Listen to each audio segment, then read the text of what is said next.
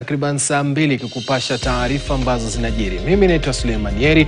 Nataka tuanze kule katika eneo la Kwale ambapo ajali imetokea mapema leo mwendo wa saa 11:30.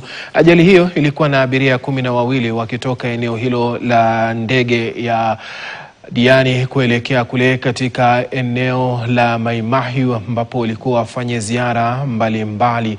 Ndege hiyo ilipata ajali na inakisiwa kwamba kulingana na KCAA ambayo imetoa taarifa ambapo inatarajiwa kutueleza iwapo kuna wale waliopata majeraha na iwapo kuna nani wameokolewa kwenye ajali hiyo ambayo ilikuwa na abiria 12 asubuhi hii ya leo. Ndege hiyo ilikuwa ikiondoka katika eneo la Kwale pale katika angatua ya Diani ikielekea kule katika eneo la Mai Mahiu.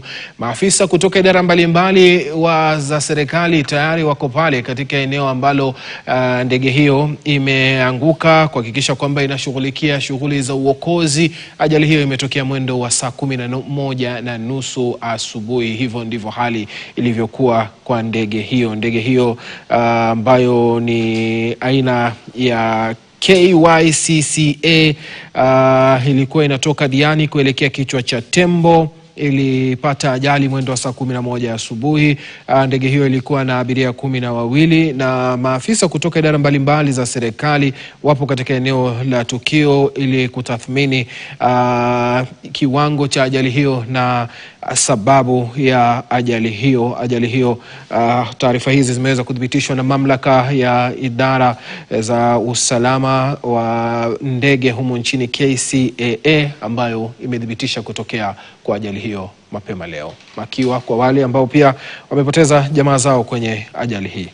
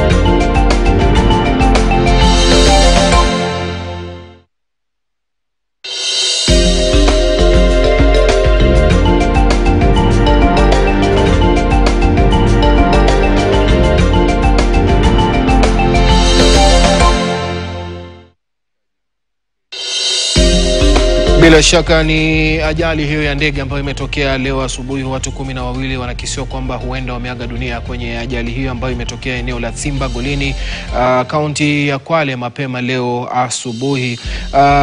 Ambao wameathirika na ajali hiyo inakisiwa kwamba ni watalii ambao walikuwa wakizuru taifa hili la Kenya wakitoka eneo hilo la Diani wakielekea kule Masai Mara ambapo ni katika kaunti ya Narok. Ndege hiyo ilikuwa imeondoka katika angatua ya Diani na ilikuwa ikielekea kichwa cha Tembo wakati ajali hiyo ilipotokea mapema leo asubuhi. Maafisa wa polisi wamethibitisha hilo. Hata hivyo hawajaweza kudhibitisha sababu na chanzo cha ajali hiyo, na maafisa wa dharura, maafisa wa polisi tayari wamefika katika eneo hilo la tukio ili kuweza kubaini chanzo cha ajali hiyo. KCAA pia imetoa thibitisho kuhusiana na ajali hiyo ikithibitisha kwamba ndege iliyopata ajali ni 5Y CCA ambayo hudumu katika eneo la Diani kuelekea kichwa cha Tembo, ikithibitisha kwamba ajali hiyo ilitokea mwendo wa saa 11 asubuhi. Hizo ndizo habari ambazo zinachipuka sasa hivi ambazo zinajiri, ambapo watu 12 wanakisiwa kwamba wameaga dunia katika eneo la Simba Golini ambapo ni katika kaunti ya Kwale mapema leo.